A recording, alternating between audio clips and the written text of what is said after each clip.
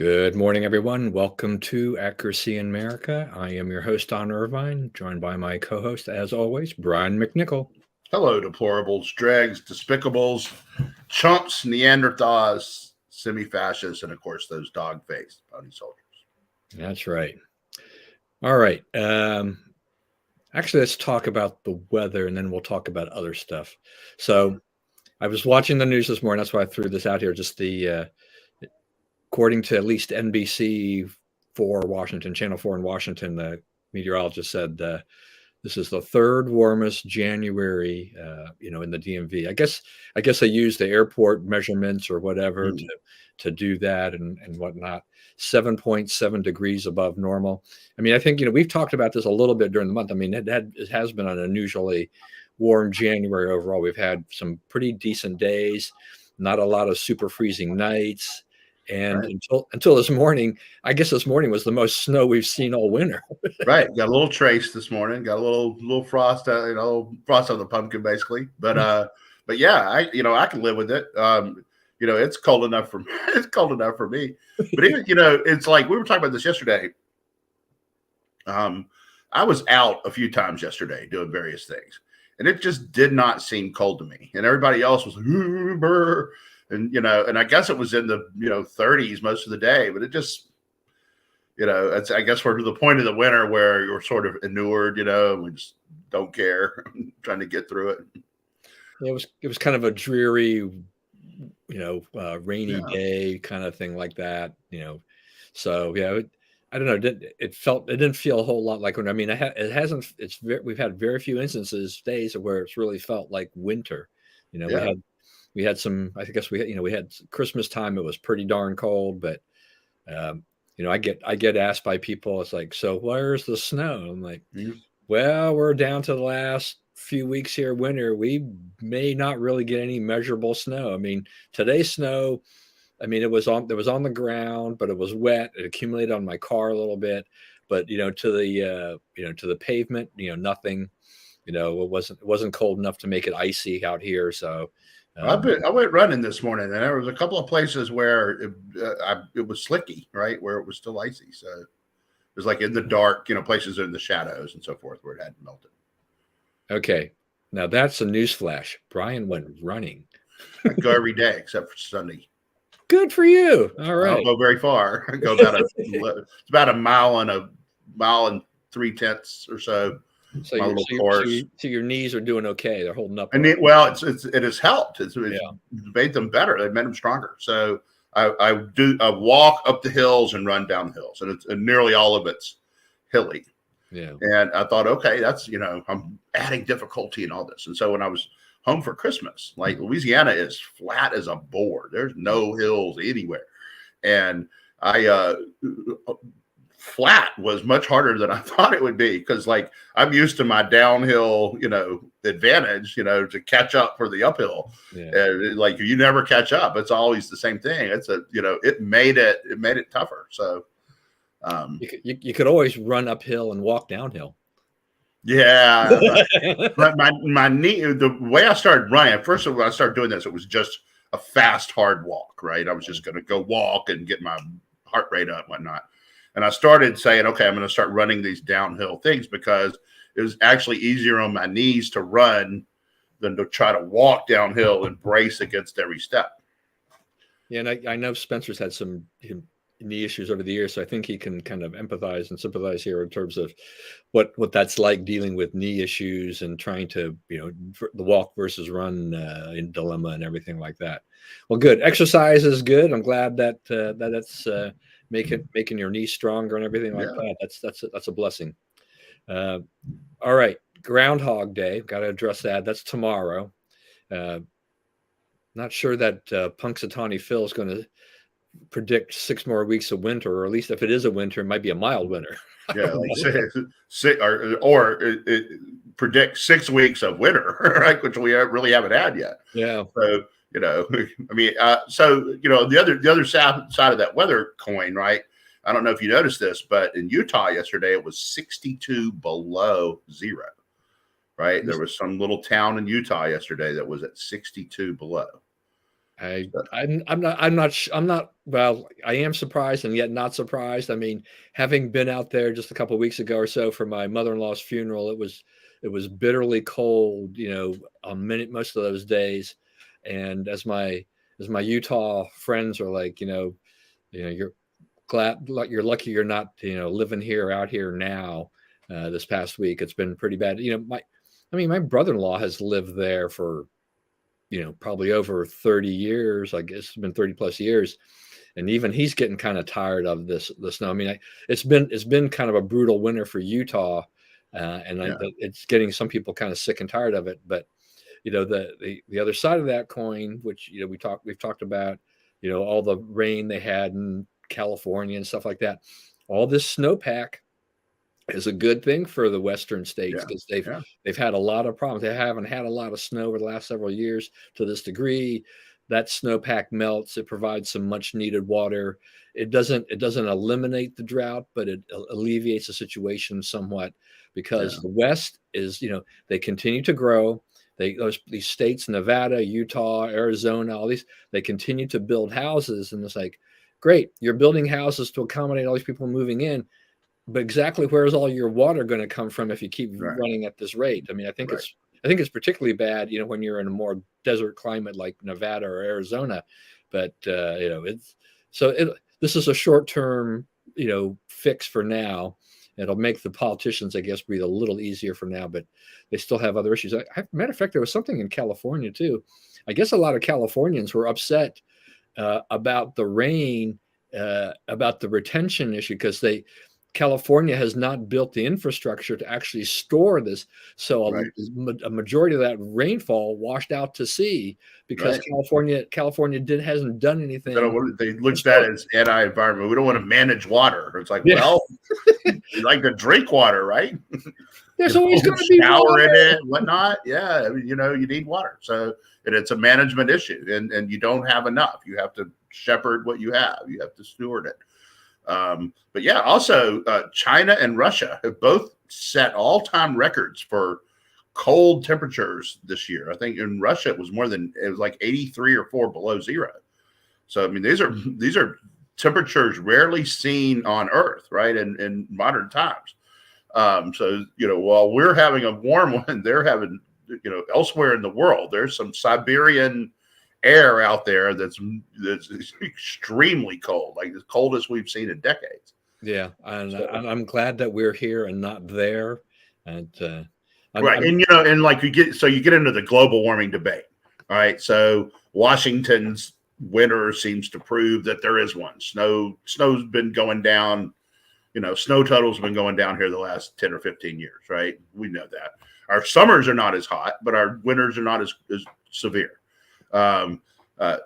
Over elsewhere, it's more severe. Weather is more severe, which, weather is a local event. And we don't really understand. The thing about it is like, you want to go in and micromanage weather without really even knowing how it works, right? And that is what scares me is, this urge to work to change something dramatically that you don't really understand how it works or what the implications of the changes would be. I remember at one point Newt Gingrich was talking about putting mirrors in space to like shine the sun back at the sun, and I'm like, okay, what if it worked, right? What if we got, oh yeah, wow, that made everything 12 degrees colder. Okay, so now we don't have to worry about global warming for a long time. Right. Okay. What other forces now come into play if it's 12 degrees warmer? Right. We don't know. And it's probably not good. Right. I don't think, what is 12 degrees colder climate than DC? It's probably somewhere up near the North Pole, if not to the North Pole, near it. Right. Northern Greenland or whatever. Okay. I don't want to live there. I want to live here. So,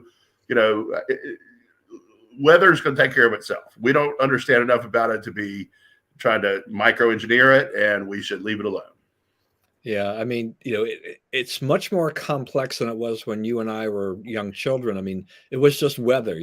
Now we've got climatologists and the meteorologists, all these people, and everybody now with every time there's some weather event, whether that's a tornado or a hurricane, an earthquake, whatever, extreme cold, extreme heat. They now they feel like all these guys have got to weigh in on this and pontificate and give all this stuff. and it's way too much information for the average American to, to even remotely calculate about this. It's, as you said, weather is very much a local event. I mean, you can, and weather is, you've seen it, we've all seen it. You can be like where I live, and then it's raining, and I can drive a mile and a half down the road, and it's dry as a bone. Right. And just so many variables in the weather just within a mile or half a mile of different places. So I can generalize saying, well, it was generally rainy in the DMV yesterday, but it probably wasn't raining in every place at the same time, right?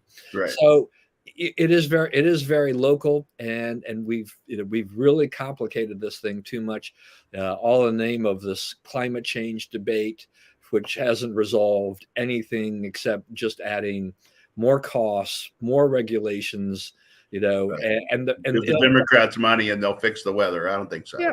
Right. Yeah, and as you said, when I was talking about California and their water retention, it's because of these things that we can't do all these things because of climate change or the environment, that they are now, the United States and many areas are not prepared to handle things. I mean, when here they need to store water so they can use it for the future, and they had a massive event, a lot of flooding, more flooding than anybody would wish on an area in a short period of time. But it was an opportunity to rebuild the reservoirs and store water and get through the summer and get your farms irrigated and things like this. And basically, California blew it. They just blew it. Yeah. So that guy wants to run for president. Huh? Really? Serious? Say one of the really happy developments in politics for people on our side of the aisle, by the way, is the California Senate race, right?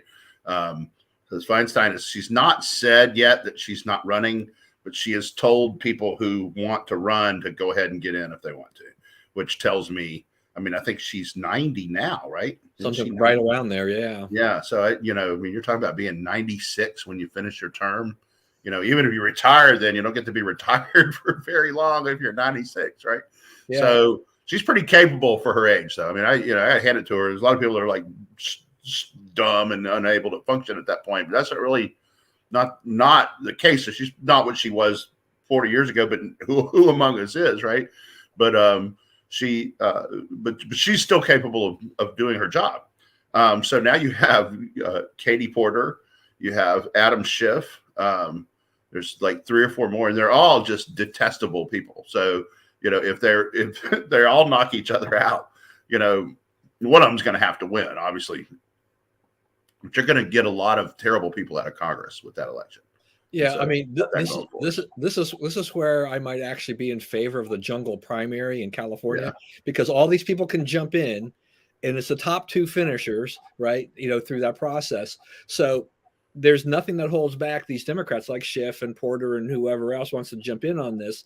But that means those seats are now open for somebody. And now, there are areas that are going to be, D plus, 15 or whatever. They could, Schiff's is safe. Porter's is not. Porter won by like 33 votes. Hers, right. Yeah. Hers was, she had a narrow victory. So there are places where the Democrats are likely to get elected, but there are areas like Porter's where we could see a Republican come in there, a decent Republican come in.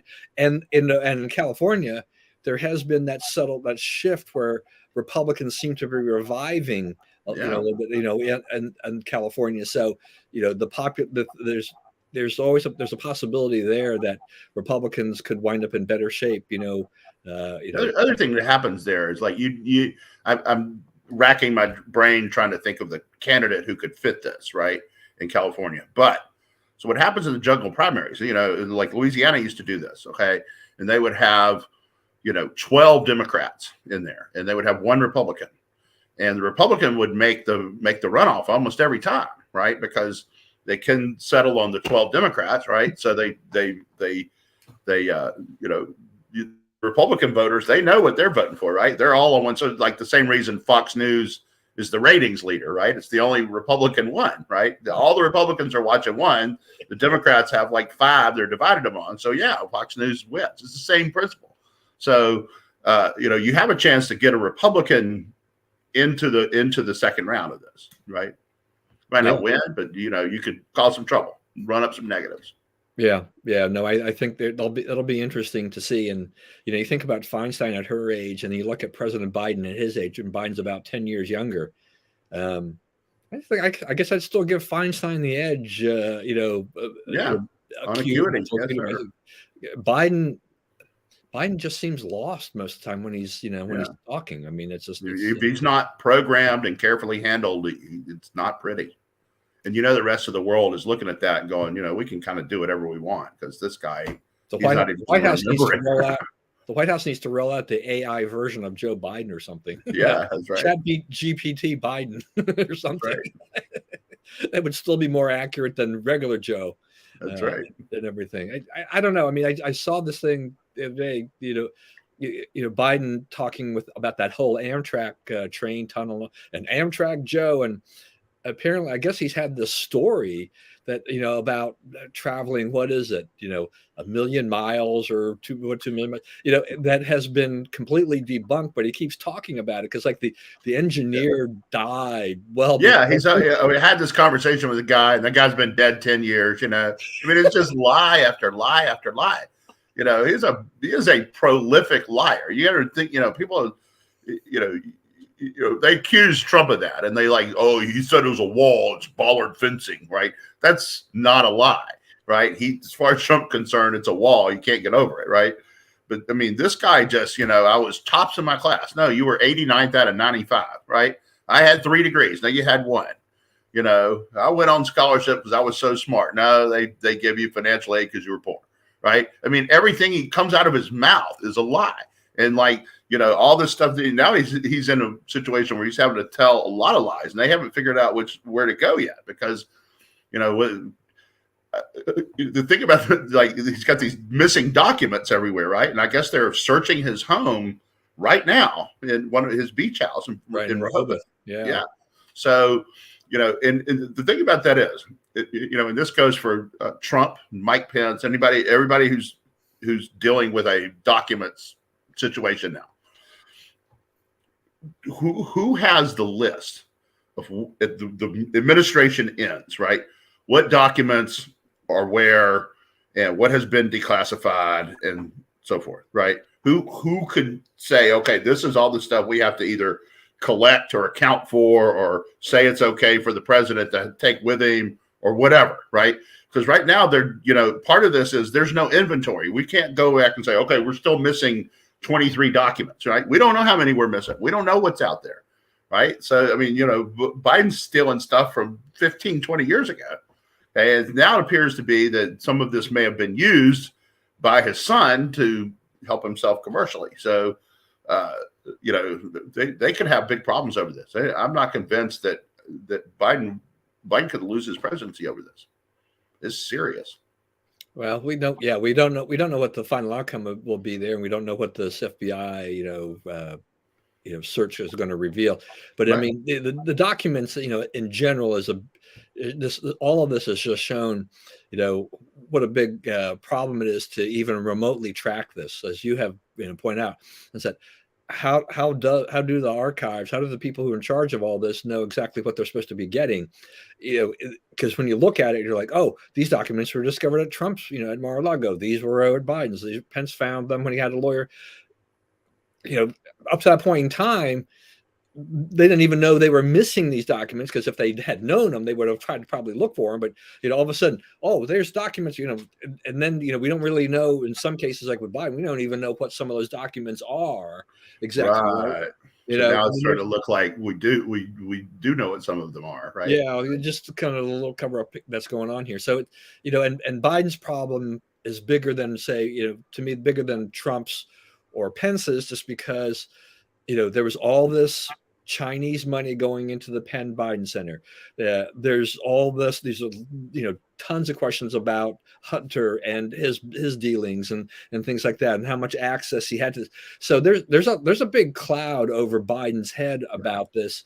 And for the administration keeps Karine Jean-Pierre is like, oh, we've been totally transparent. No, you haven't been totally transparent. No, you haven't at all. Yeah. Even that's one thing that's killing you. You might try totally transparent and see how it works. Even members of the liberal media are saying you're not. We want to know the answers, and they can't. Well, we know we've given these answers and stuff like that. But I did want. you're talking about Biden being this kind of this big liar. I just wonder. I mean, on some of these things, like with this Amtrak thing, with when he repeats these things, is this Joe going off script and he has to feel he has to throw these stories in, or are his speechwriters putting that in, knowing full well that all he's going to do is that he's just going to add to the reel of how many times has he said this in public? Yeah. I mean, I don't think they're putting in there for him to talk about corn pop anymore. Yeah, I mean, it's if indeed they ever were.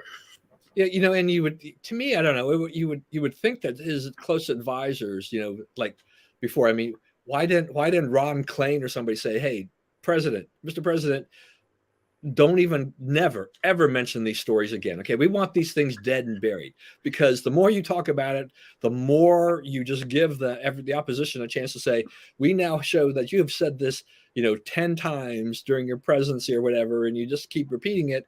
Yeah. And when brought up, you never apologize for it. You never try to correct the record. You just think that nobody really cares about it. You think that you're going to look like the everyday Joe guy. Right. And and it's like, he's just another one, just a careless lie that Biden has told for years. His wife died in a car wreck, right? He says the trucker was drunk and veered across the road. No, the trucker was sober. His wife veered across the road, right? She's the one who messed up. I mean, sorry, but I mean, that's what happened. And so for years, this trucker has had to listen while Biden to make his point. So, drunk driver trucker killed my wife. And it's like, he wasn't a drunk driver, right? At one point they got Biden to agree to stop saying that, and then he went back to saying it. Right. I think he's one of those people. he may at this point not be able to tell the truth from the lies. When 30 years ago, that's what we were saying about Bill Clinton in a lot of cases. He was just this habitual liar, that where the lies became the truth to him. It was perception's reality to him, and despite the fact it could be proven how much he was lying about so many different things.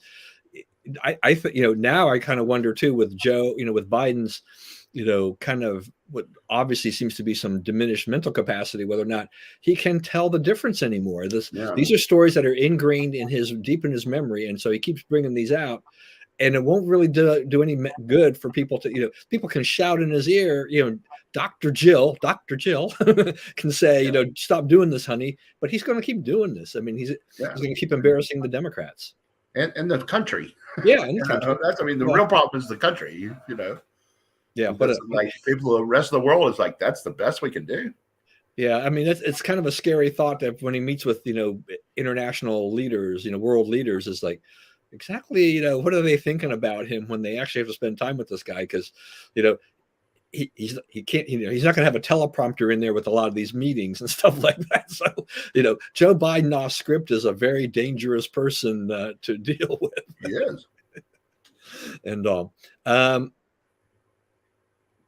let's talk about the pandemic, and we'll go to Tyree Nichols out after that. So apparently the president now is finally ready to say the pandemic will be officially over, and I mean all the emergency protocols and whatever the rules will now no longer take effect. So that affects Medicaid, Medicare, I guess it's student loan repayment. So there's a whole slew of things I guess that go along with that.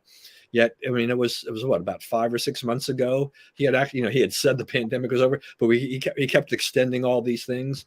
Well, one of the big things is that goes away if this, May 11th or whatever it is that the Title 42, right? So what do you do with those asylum cases? You're either going to have to make a policy that kind of mirrors Title 42, or you're going to have to let all those asylum seekers, wait for their hearings in the U.S., which is what, created all the problems to start with, right? So, they got a big problem. This is not necessarily good news coming at Biden, and that's part of why they're doing it. Also, I don't know if you've seen this weird commercial him and Bernie filmed about student loan debt and how important it is to relieve all these people of their debt and fix the economy and whatnot. It's really funny, and it's like, there's like, we're going to do this thing. It's like, here's the production, and it's like, Bernie comes into the frame. Okay. And he reads his part. Then he goes, okay. And Joe goes, yes, Bernie, reading his part, and it's so stiff and weird. But I don't see how they do that now. I mean, you're gonna have to have the House to, you're gonna get down to where the House has to approve the money. If it's not emergency, right? Then you're spending a lot of money to forgive student loan debt. So now they've started with the pressure campaign on the House to get them to do it. But I mean, those guys, the people who control the House right now, did not get elected on a promise to relieve student loan debt. I can promise you that.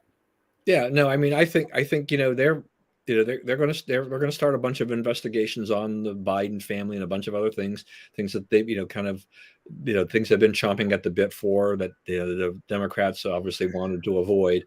And yeah, student loan debt, this has been, Biden has politicized this, and when it ends, I'm sure there's going to be a hue and cry from people who've been able to skirt by on this, and do other things. But this was an obligation that they took on for education, and so it's there's no justification for doing it. No. Right. I mean, you could make your little weird Keynesian economic argument. Oh, they have a bunch of money to spend. Well, no. Yeah, I mean, it's just pay your money back, then you'll have plenty to spend. Yeah, I mean, you can do this. Work your college educated job that we paid for. Right. So I'll be kind of curious, when this, what we'll see, May and June, when it comes to, how the healthcare system adjusts. I mean, it's, I guess the vaxes will still be free, but the test kits, they could charge for them. They won't be subsidized anymore. Right. The automatic enrollment in Medicaid and Medicare, I guess it is, goes away, and that'll, it'll go back to pre-pandemic times, which people have had a pretty free ride here for the last 2-3 years. We'll have to do some fixing, right? Because there were some improvements like telehealth. You're going to have to deal with that, because that's not, you couldn't get Medicare approval for telehealth appointment before the pandemic.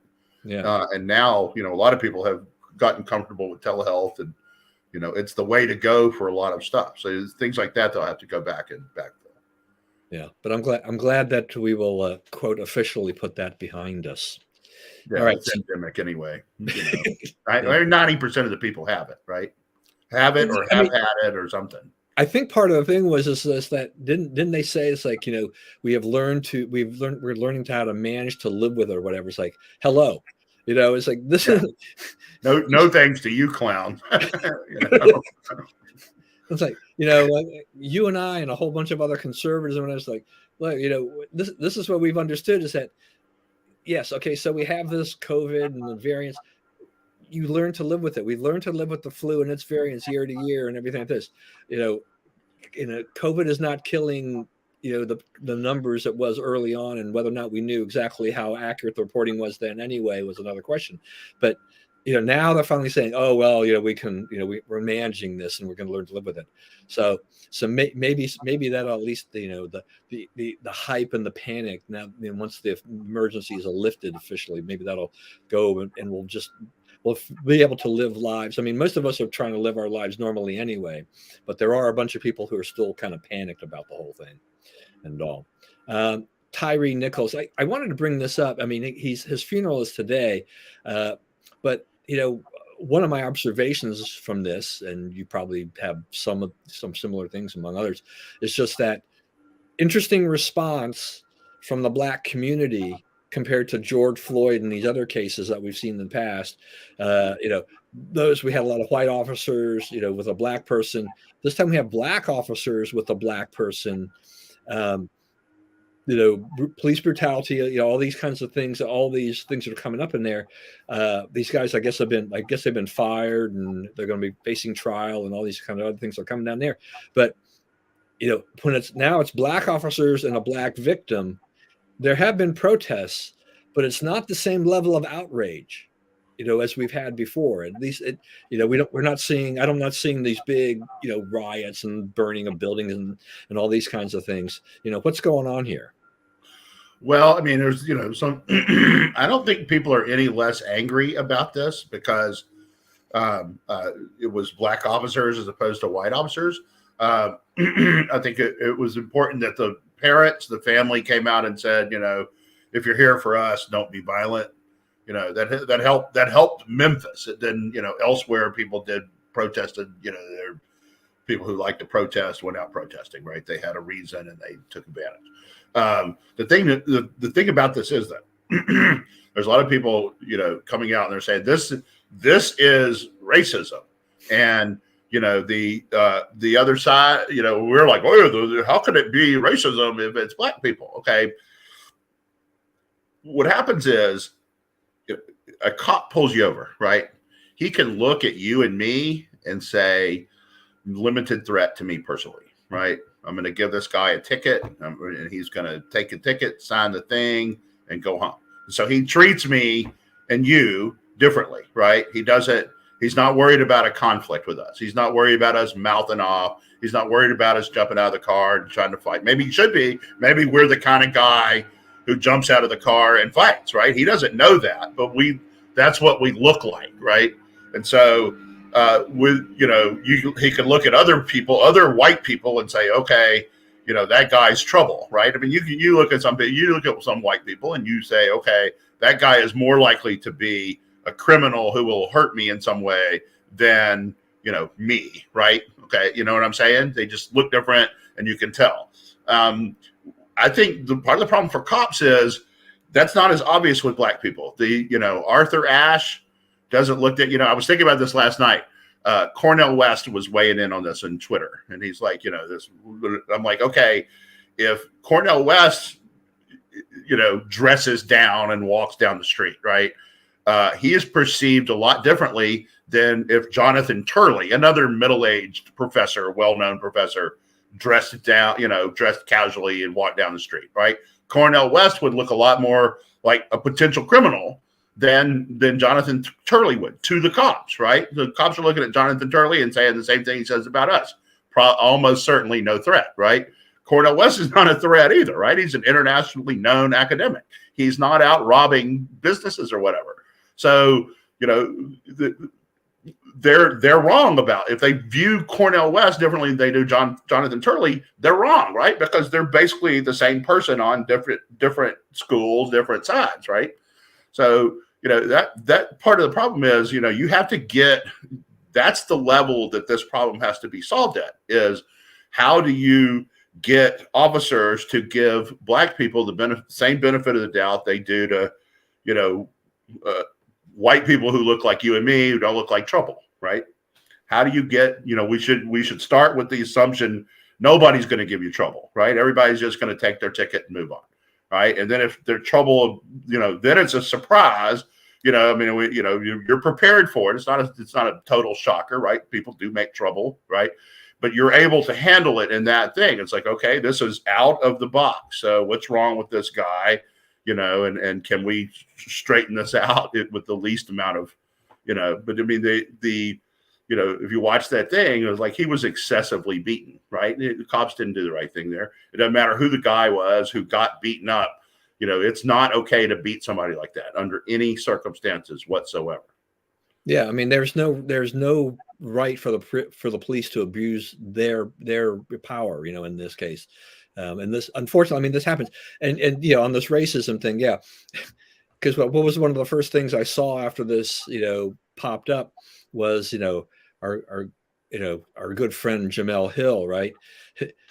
She went, I mean, it wasn't just racism, it was white supremacism that was at the root of this, because it's white supremacism is the problem in the training for police that creates this, so that, they're not even talking about the individual. They're not talking about the training of the officers. They're saying there's white supremacy. She's saying, is at the root of how these officers are trained. And that's why they acted the way they did and all of this. And I'm like, boy, I tell you, Jemele Hill, and when you talk about a person who tries to really stretch things, she is really stretching this to the max. I mean, I don't know how you can even follow that logic. Yeah, that's ridiculous, right? I mean, I don't know what they do in Memphis, right? Who the heck knows with that place? But I don't think anybody's training their cops to be brutal murderers, right? They're training their cops. Okay, here's the least amount of punishment. Here's a way to subdue criminals easily, right? So it doesn't hurt you or them much, right? It happens quickly. They're down. You handcuff them. You put them in the car. We're done, right? That's what their training is designed to do. What these guys did wasn't a function of training. It was a function of a a mean dark soul, right? That was allowed to exist. Yeah, I mean, look, I mean, the police officers, anybody in law enforcement, I mean, they have a very difficult job They because did. you talked about, they have to kind of assess the threat of when they're confronting individuals for whatever they are. So they're sizing people up based on what they can see, and hear, whatever they view, the surroundings, the person, the way they're dressed, all those things, in a moment's notice. I mean, they have to make snap judgments as to what this goes on, because there could be life or death situations here if they make the wrong judgment. And so, I mean, every one of us, I think, every human being, we look at another human being, we're crossing on the street or we're in a store. In a lot of ways, we are doing our own kind of threat assessment Right. of some sort, right? And just to see.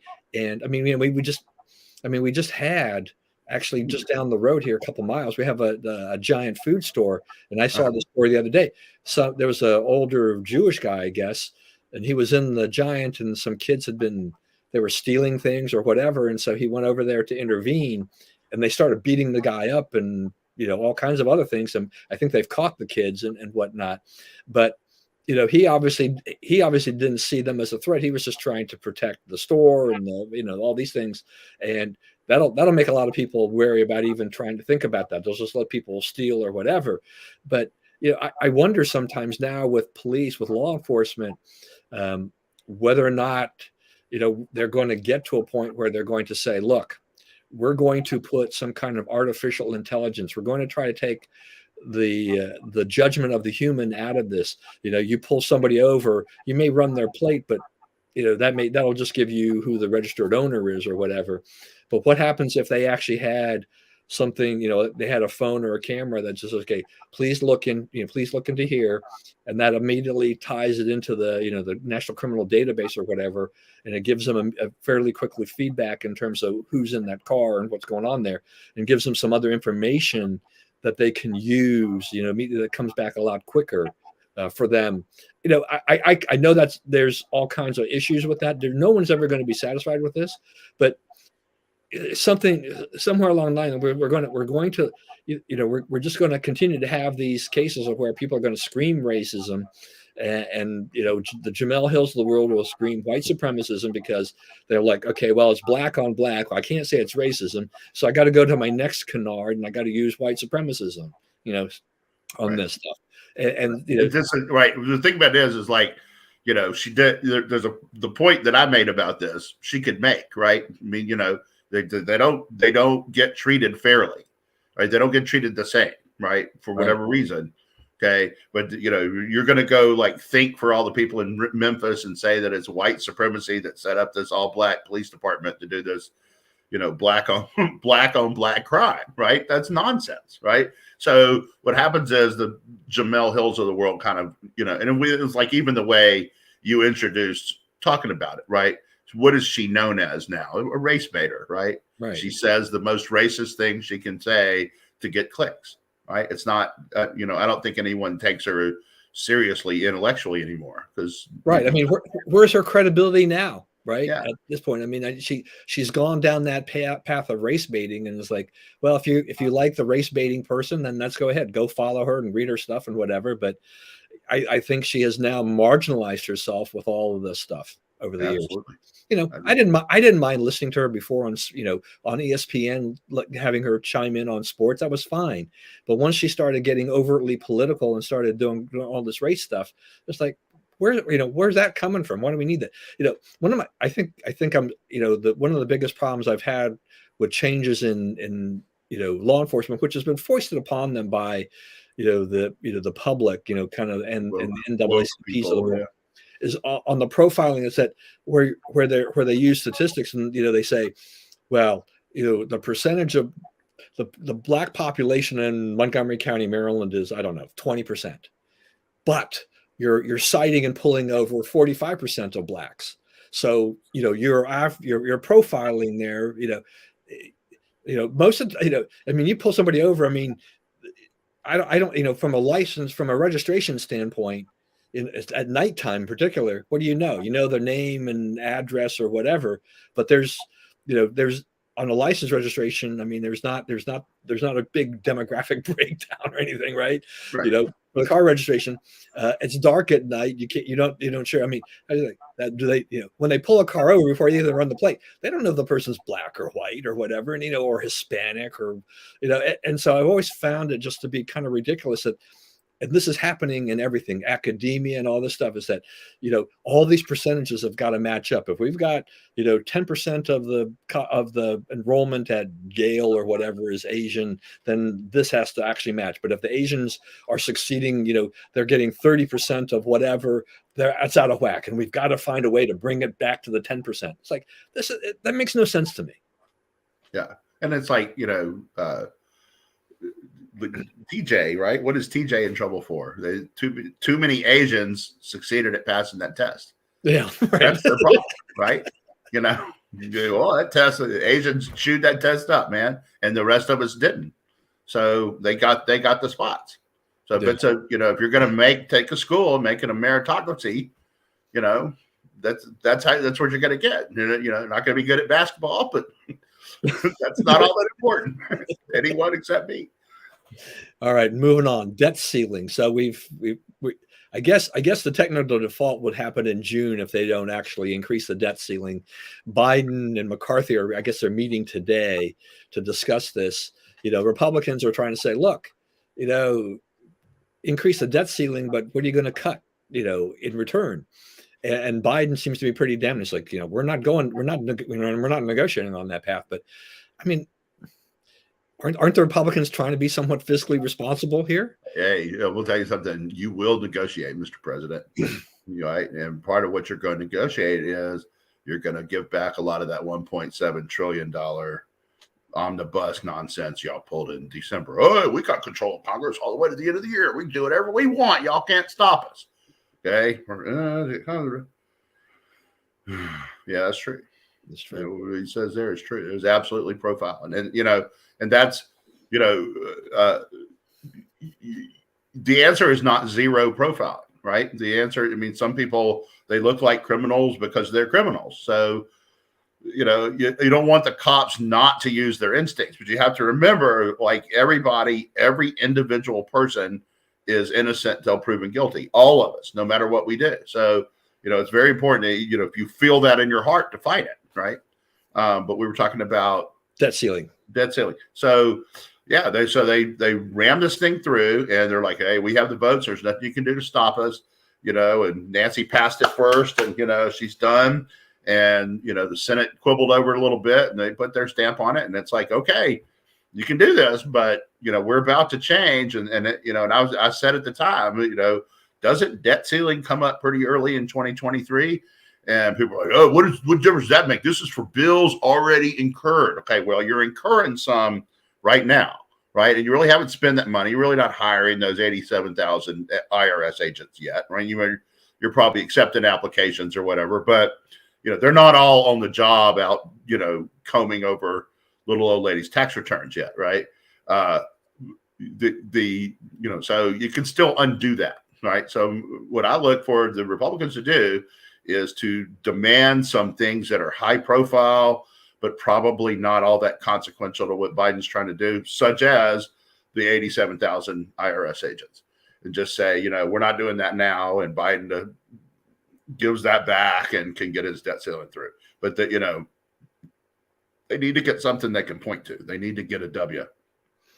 Yeah, Congress controls the purse strings. Nobody wants to be the guys that force the U.S. into default or whatever on their obligations. So there's a lot of pressure for everybody to do something on there. But the Republicans have got they've got the edge, and if they are serious about trying to check the unchecked spending of the Democrats, then this is an opportunity. If they just let it go, then we're like, well, why do we bother electing these guys anyway? If they're just going to pass all this stuff and let the Democrats continue to spend and increase our debt, So, I hope we come up with something here that is a W for the Republicans. My fear every time we run into anything like this, the debt ceiling, or just when we have this, the budget issues that government, we've run out of money, we can't fund the government anymore. Technically, those things that we happen, the government has to shut down, and all this is that inevitably the Republic, no matter who's in control, the Republicans always get blamed for it. Right, that's right. And so don't accept the blame. Right, like you guys just keep saying, you guys rammed this thing through at the end last year. You can give that back, and we can get out of here today, right? But you insist on that, then we're going to be here for a while. Yeah, I mean, you're the ones who made us be on the debt ceiling with all your spending, because they talked about, they say, Trump added $7 trillion to the debt while he was president. Biden added more than 6 last year, just 1 year. So tell that story, walk it, man. Yeah.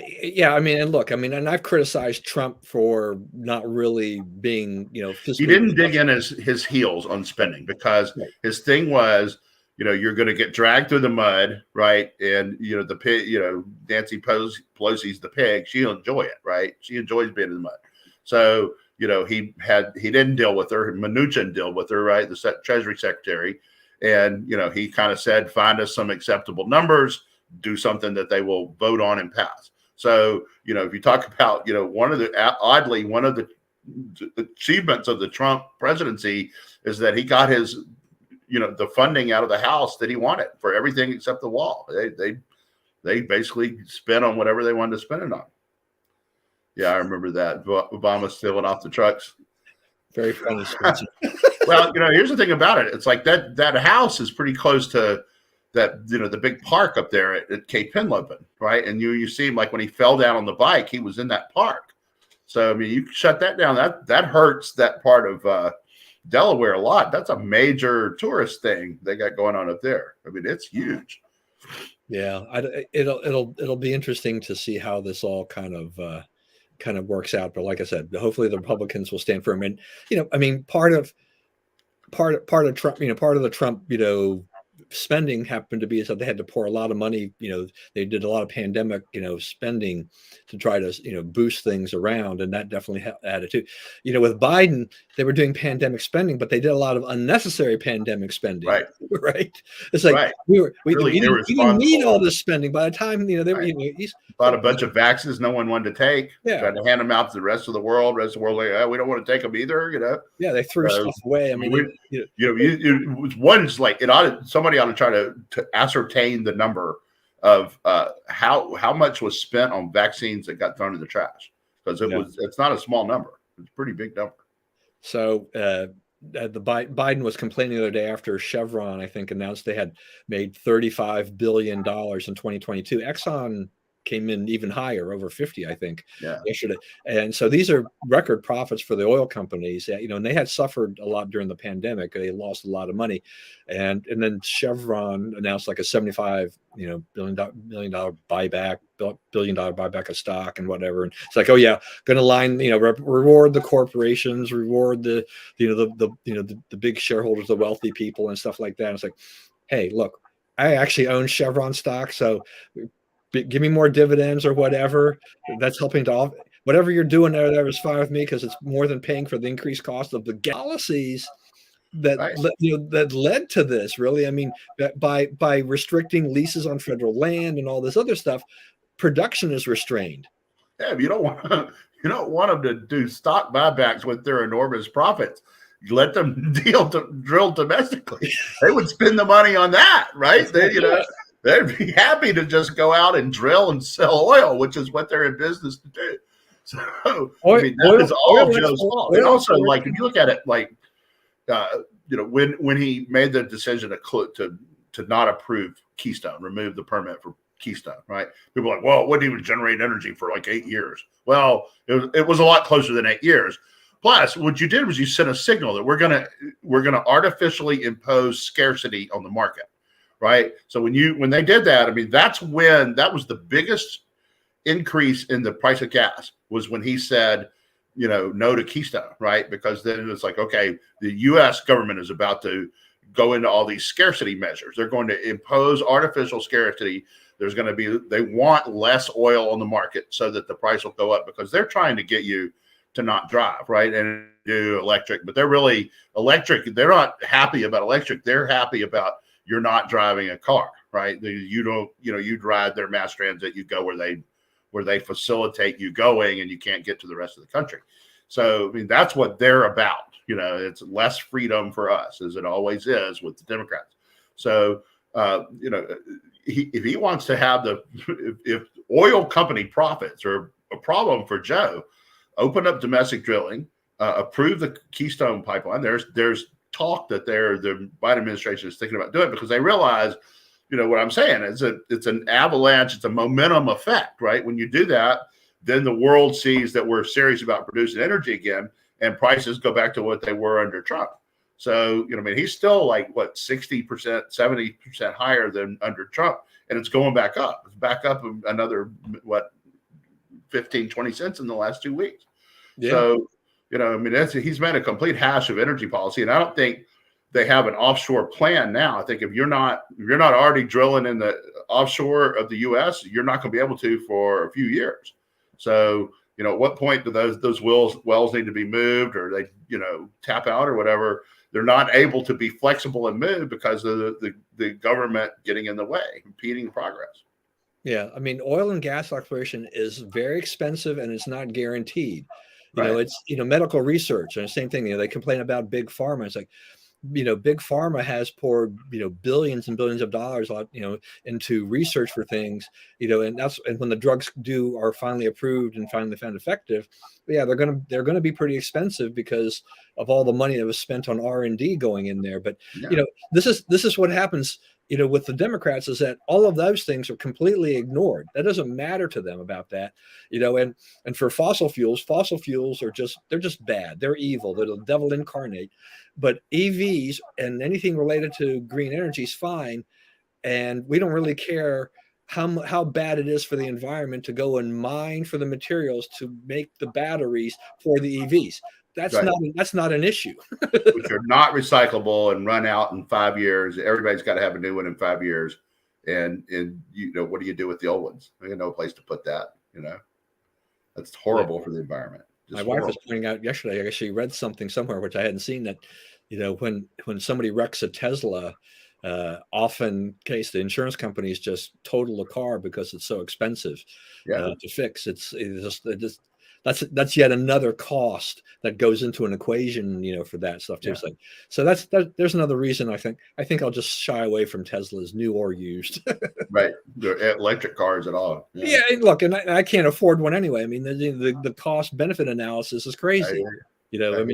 It doesn't make any sense to me.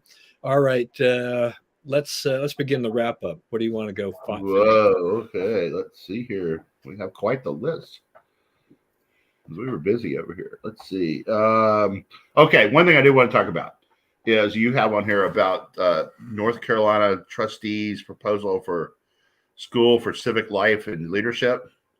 And, I guess Governor DeSantis down in Florida appointed new leadership for the new college, which is Liberal Arts College down there, which is a bunch of conservatives. Christopher Rufo, Manhattan Institute, is kind of taking the lead of it.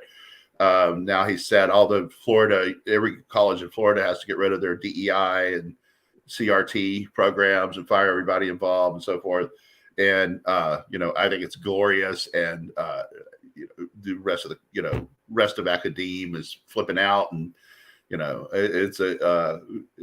I'm looking forward to see how other states respond to this, right? Why is it Greg Abbott do this? Why doesn't, the lady in Alabama do this, right? There's a lot of progress that can be made.